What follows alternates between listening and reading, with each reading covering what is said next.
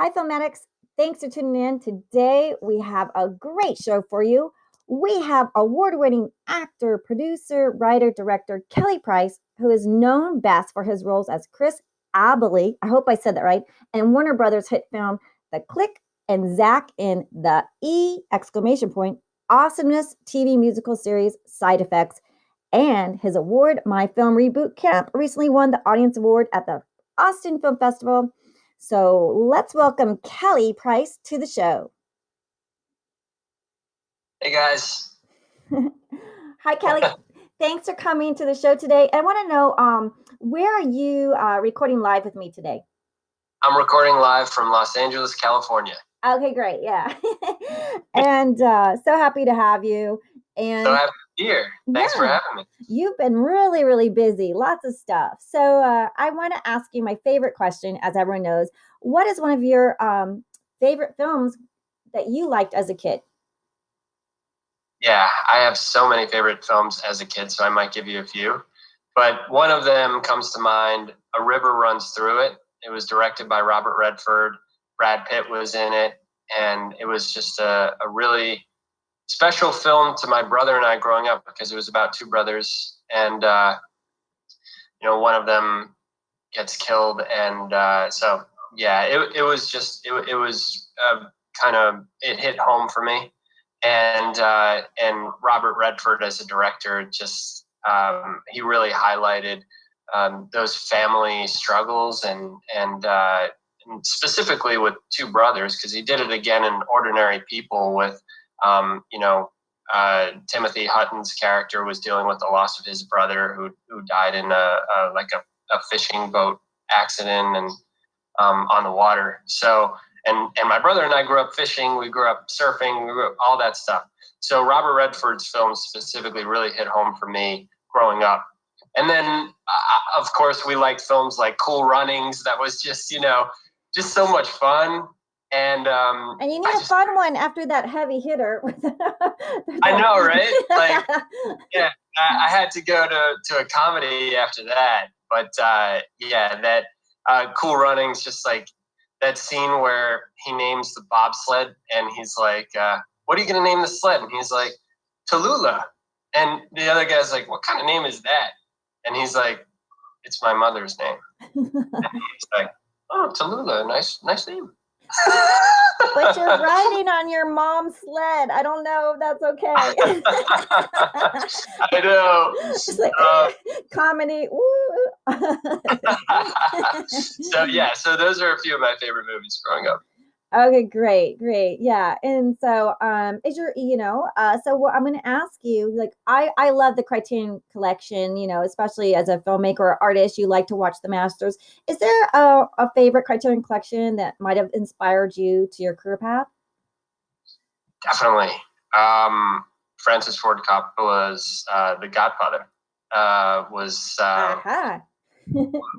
was definitely a collection that inspired me. I mean, I grew up in New York, and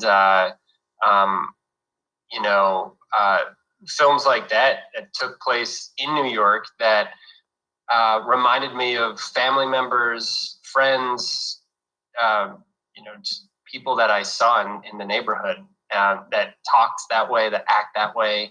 I had friends that were Italian, from Italian families. And so The Godfather really resonated with me like that. And also I just thought it was like just really kind of fun and cool and just different. And Francis Ford Coppola's take on it was just really, really cool. And again, it was just like, it was so real to me. So I really resonated with it. Yeah, and you're talking to Italian here. So, and my mom's brother in Naples, Italy, they have all those. Well, they used to have, before COVID, they would have all the guys sitting outside in the streets playing poker and chess and drinking espresso, and they wear the hats.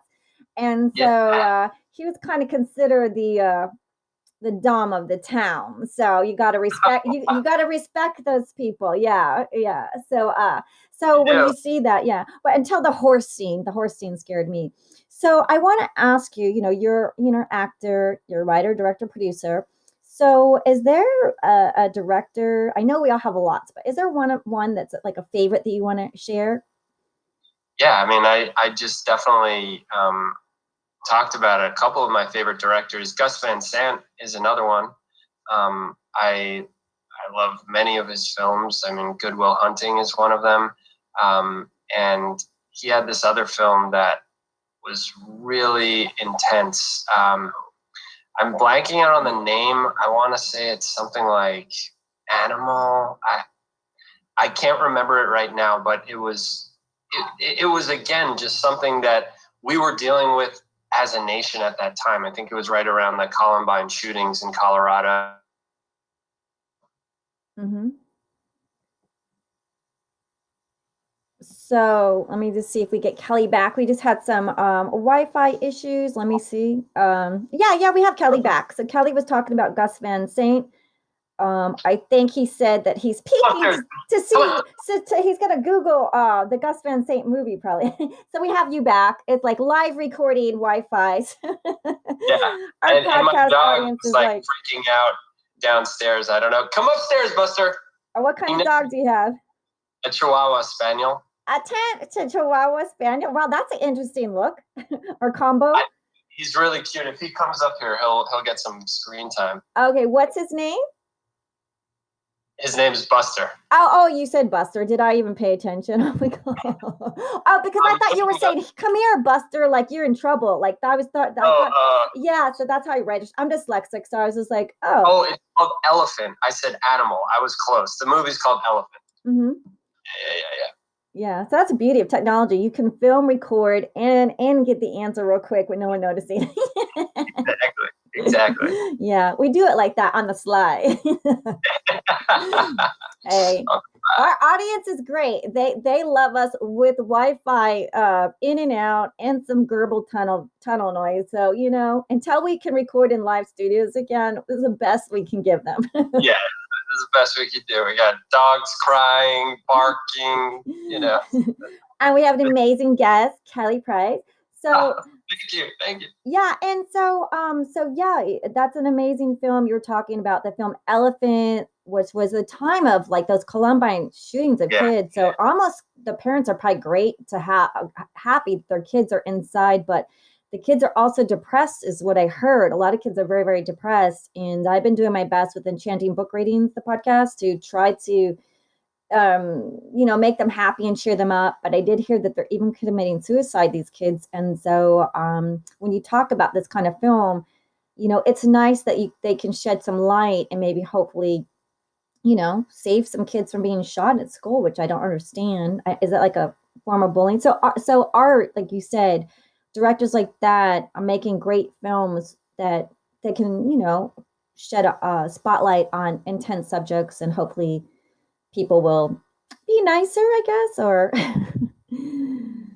Yeah, no, definitely. I mean, as a filmmaker myself, that's the reason why I got interested in filmmaking in general. I mean, my first film was a film to essentially help people and people in sports dealing with discrimination, because I saw, based on, it was an ode to my great grandfather, because he was an immigrant Jew in the 1930s, wasn't able to compete in the Olympics because of who he was. And so he skated his entire life. He was a speed skater, but he wasn't able to reach the pinnacle of his sport and compete in the Olympics. And I was like, wow, that sucks. But I bet that's happening still today. And it was. I mean, in every other profession, you look at filmmaking, you look at acting, you look at, in the arts, people can be who they are and not have to hide who they are. But in sports, really, that wasn't the case. And I started to see that people with different religious views, people with different, sexual orientation, countries of origin, people were having to kind of hide who they are in a way. And we had the first athletes that came out in 2013. like we had athletes before that came out, but it really wasn't to the extent that it happened in 2013. So why did it take so long? Because ownership and fans maybe weren't as accepting, and they just wanted to see athletes kick a soccer ball or whatever, which I understand, people might want to tune into sports just to watch the sport, but we have to also understand that there are people behind it that are, that are human and have all kinds of feelings and stuff like that. And when we allow them to be who they are, or when they're not afraid to be who they are, just it makes the playing field and the world a better place, because we understand a bit more, and we can all connect with being discriminated against. So that's a little bit about the film that I just did. But it's, again, back to your question is, yeah, I think it's really important to highlight things like that in film, because I think that's what film's about. It's about showing like what Francis Ford Coppola did with The Godfather, showing that specific, that family and that part of the world. Like, I don't think a lot of people knew about like Italian New Yorkers before that movie. And I think like a lot of people you still see and hear today, like imitating people in The Godfather when they're talking about Italians, because that's their, that's what they know as Italian New Yorkers. So I think it's really important to highlight certain people and areas and groups, like Spike Lee has done, and yeah, so.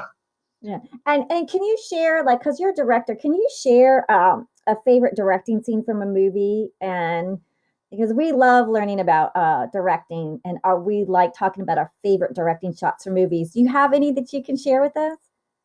Quentin Tarantino's scene in Reservoir Dogs when Michael Marsden's getting his ear.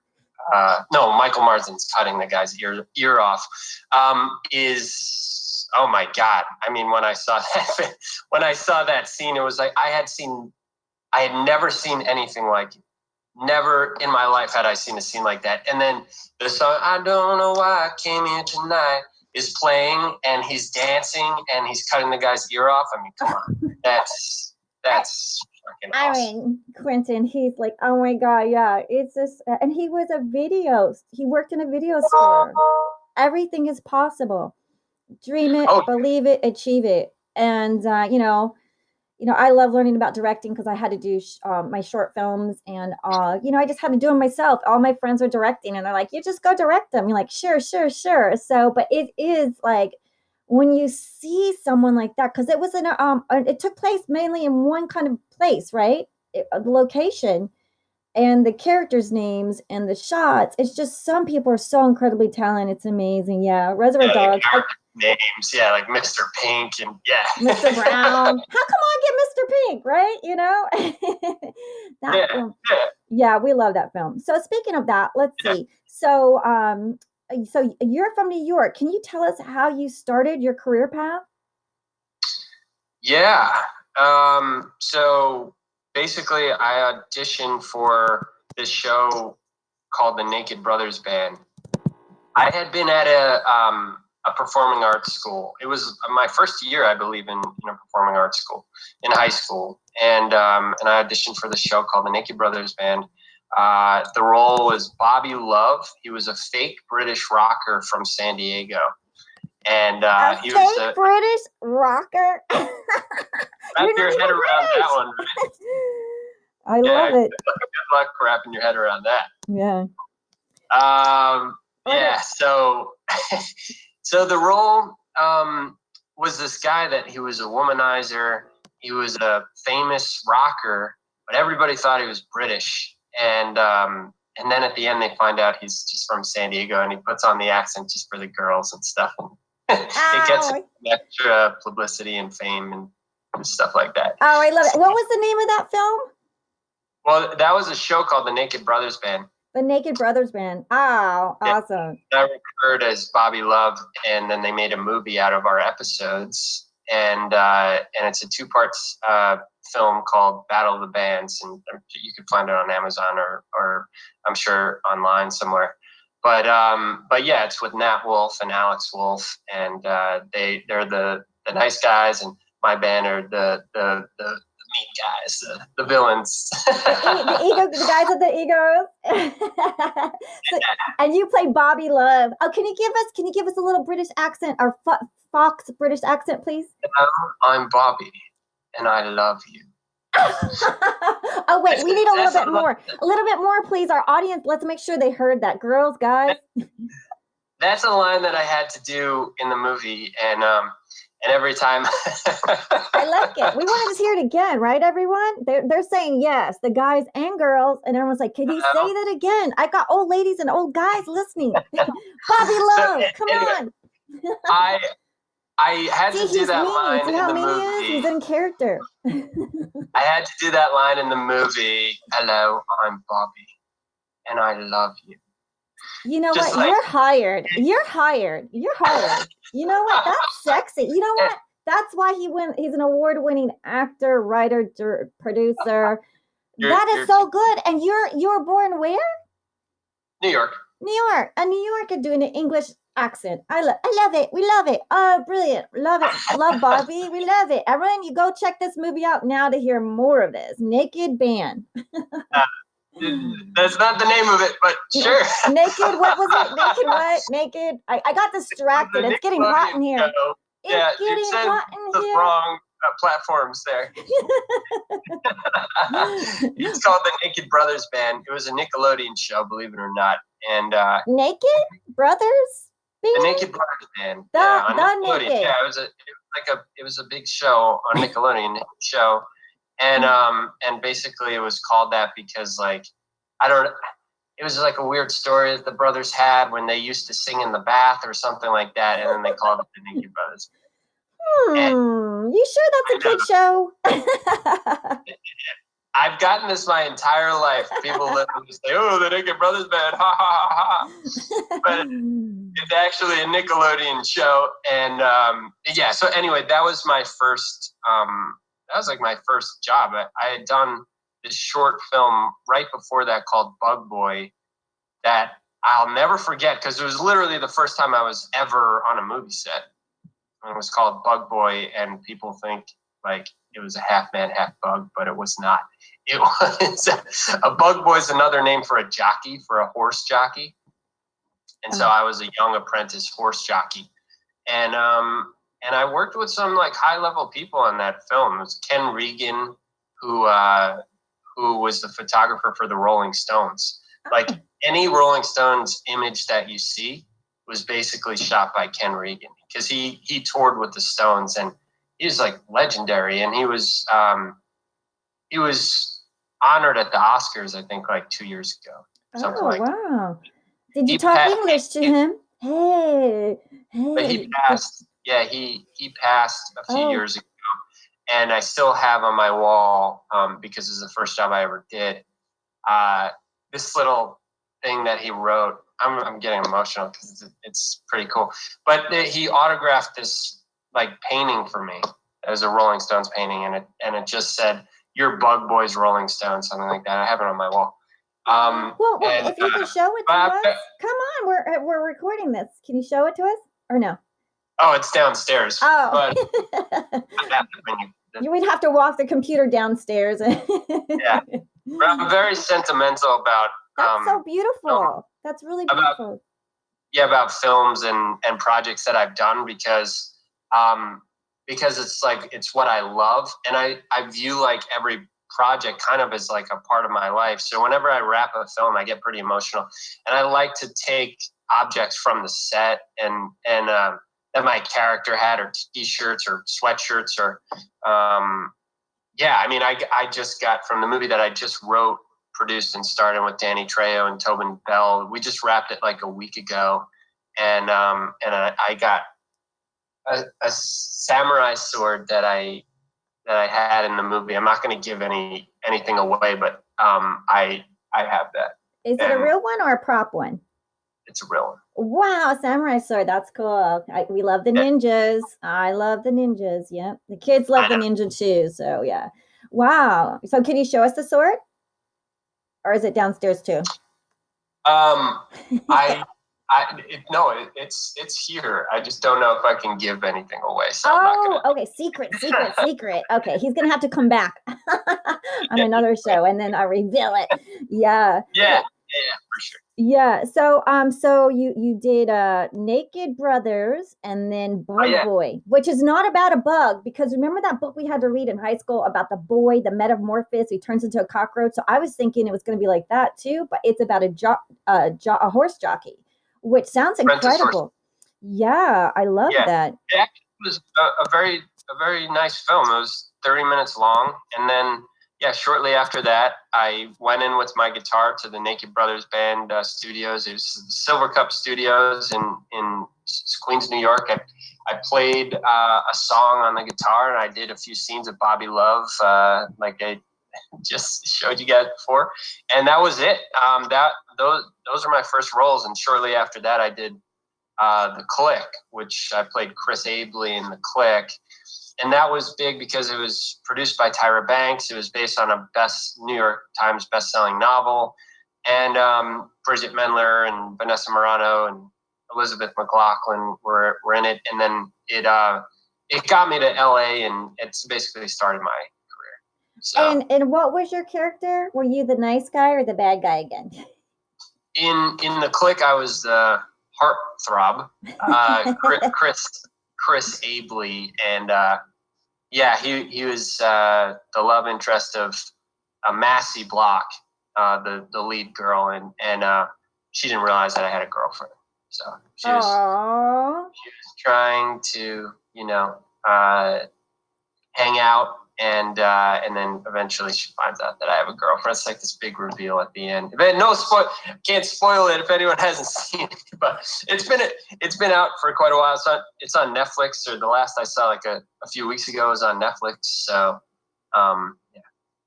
nice. So do you sing in this one too, or no? You're not a singer. You're just in the Clique. The Clique. Yeah, no, I don't sing in that one. I have another film that's coming out this year called Bart Bagsley and the Garbage Genie, and I actually do sing in that. I've got this scene in chorus where I have like this nice this cool. See, it's like a Mario Lanza type of thing that I do in that film, and so yeah. Other films that I've sung in, I think there's been a few. Now, were you a singer always, or you just had to learn to sing? Side Effects on Awesomeness TV, and it was on the E network too. And that was a musical series. So like every episode, they would give you a famous song that was already out there. Like we had a Katy Perry song and stuff like that, and then we would have to record it, a cover of it, and it was usually me and this actress named Lulu Antarixa, who was my girlfriend on the show. We had to do a lot of songs together, so she would do like one part and I would do the other part of the songs, and it was pretty cool. We did like this there was a Calvin Harris song. There's some good covers on there. Yeah. Did you always know how to sing, or did you have to learn to sing? My dad would play music on our deck when I was really little, like Neil Young and Steely Dan. So I would just sing with him.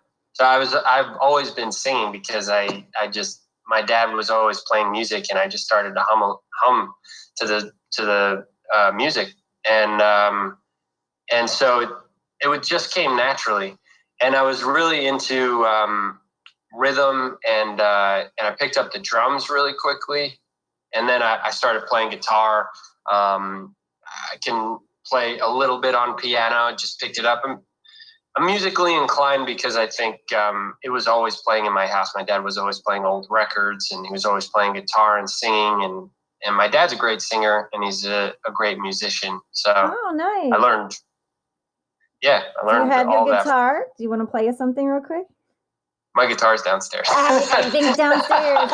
Buster, can you go fetch? Wouldn't it be nice if your dog could bring your little tiny Chihuahua spaniel mix would bring up the guitar. Yeah, like my dad taught his Rottweiler to bring him his shoes, his boots, his leash. I have a husky. I cannot teach her to bring my shoes, her leash, nothing. But my dad can get his dog to bring him boots, shoes, you name it. You know. Are you serious? Yeah. I need to talk to your dad because Buster needs to learn some of that stuff. Yeah.